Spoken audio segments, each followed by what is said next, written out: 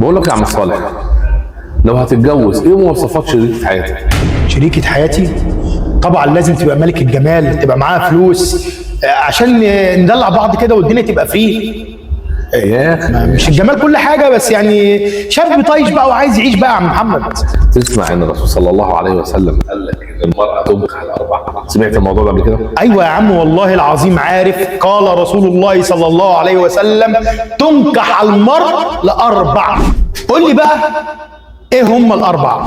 قال رسول الله صلى الله عليه وسلم تنكح المرأة لأربع: لمالها ولجمالها ولنسبها ولدينها، فاصفر بذات الدين تربت يداك. صدق رسول الله صلى الله عليه وسلم. يا غشيم، عرفت بقى ان هي ولا بالجمال ولا بالفلوس ولا في كل اللي انت شايفه ده.